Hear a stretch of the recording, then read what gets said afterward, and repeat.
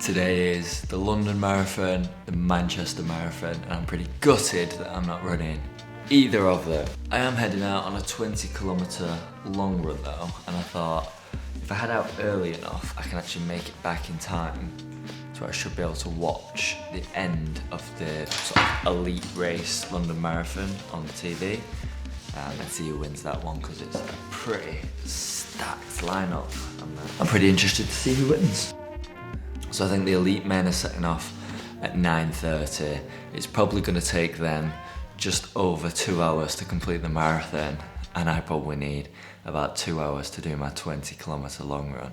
So as long as I set off about half an hour before they set off, I should be back in time. So I've got with me the hydration pack with some carb mix in there. I enjoyed that last week, so I'm going to roll with that again. Same again as last week. SIS Beta Fuel, gonna drop one of them in the vest. Have at some point Hilltop honey and electrolytes before I go. Have that in a minute. Apple, banana, finish off my water, and I might make myself a quick coffee as well. And then head out the door. Looks like a nice day. Should be a sunny one, I think. Absolutely beautiful marathon running temperatures. Sun's kind of peeking through, but it's definitely not boiling hot, or not at the minute anyway.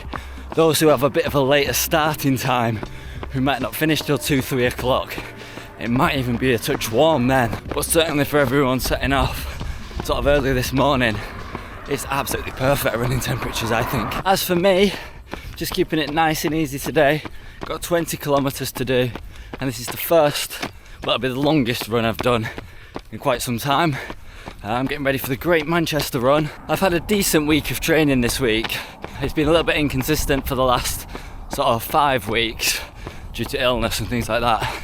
But this week has been the first week where I've been properly back at it, so I'm feeling good. I'm feeling confident that I can give a good showing at the Great Manchester Run, but I haven't got long is the thing between now and getting ready.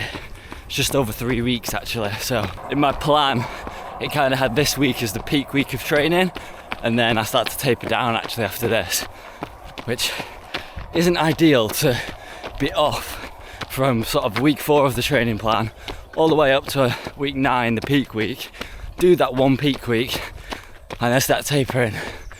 But it is what it is at the end of the day. Training's not always so straightforward, so smooth, and everything doesn't always go to plan. That's been the case this time, and it's just sort of making the best of what I've got in this scenario. And I think if I can get 20 kilometres done today, there'll be absolutely no question about the distance. It'll just more be about the speed that I can build between now and race day. I'll bring it on. I'm looking forward to it. Yeah, it might even be a touch warm today for marathon running. I'm about 3k in, and I'm sweating and pretty warm already. And I'm out earlier than most people will be, and it's only getting warmer from here. And they're going to be out for 4 or 5 hours as well. You know, some of the people like me. Whew. I hope they're all in vests. I've got a t-shirt and I'm regretting it. I've just ticked past the 5 kilometre mark, and I'm feeling pretty good. I'm enjoying it so far. I was trying to think if I was running a marathon today and this is how I was feeling at 5k, how would I be feeling?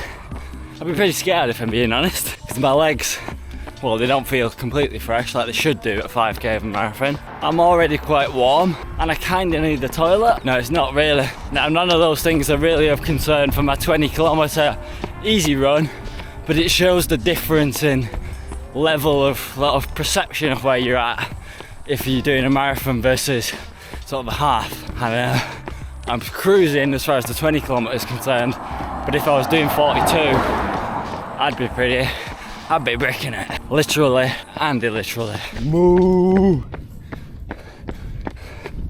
Not interested. This hill is ruthless. I can't speak for London, but there's nothing like this at Manchester.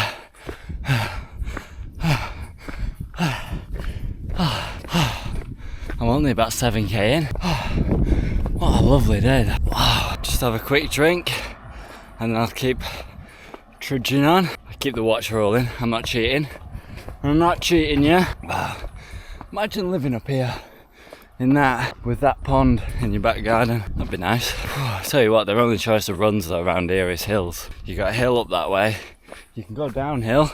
You got to come back up at some point. Right, let's get back on with it, shall we? I am almost 10k in to what is a pretty popular running route, and I've not seen a single runner today, which just shows, considering it's a Sunday morning, just how much people who you normally see out running on a Sunday morning are actually training for one of these marathons, the London or Manchester. If I was to do this route 3-4 weeks ago, I reckon I would have seen at least 15-20 runners by now, maybe more, and I've not seen a single one out this morning because I'm one of the only ones who's not running the Manchester or London Marathon, which is quite sad.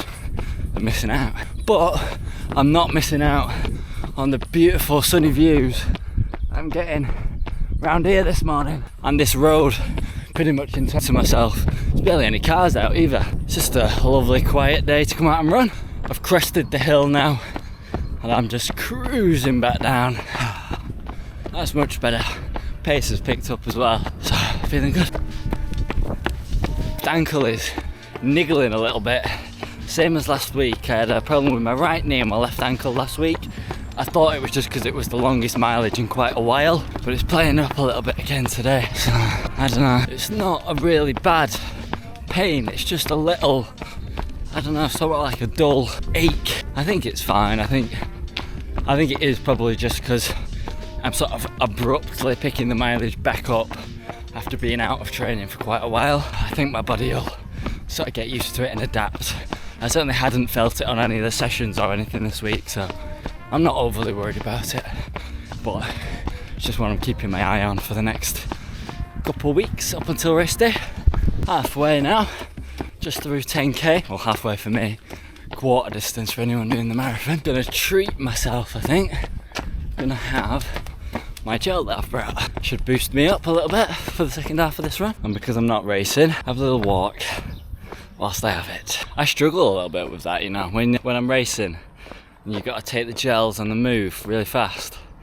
I struggle a little bit with that. When I'm gearing up for a marathon, I do tend to practice it on my long runs, but being out today, I'm not worried about the time, I'm not worried about the speed that I'm running. I'm just covering the distance today, getting back used to running long distances, building weekly mileage, stuff like that, so I'm not too fussed. I'm quite liking the SAS base fuels in orange. Now, I've had them a few times and they work really well for me.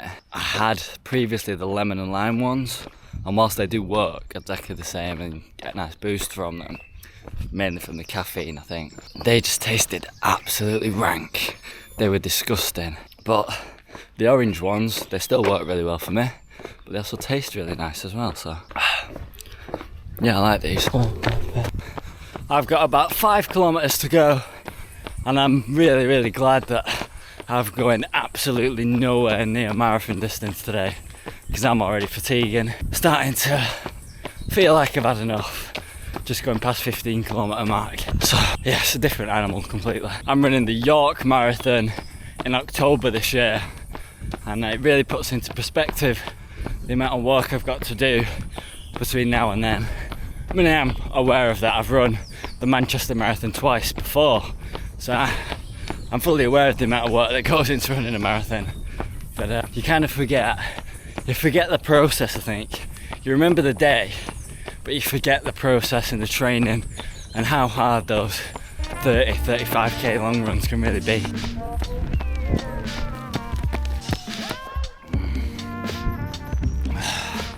I've got about 2.5k left to do. Got some music on, and one of the lyrics in the songs that I'm listening to, I can't remember what the song's called, but it says it's not coming easily. It's definitely not coming easy today.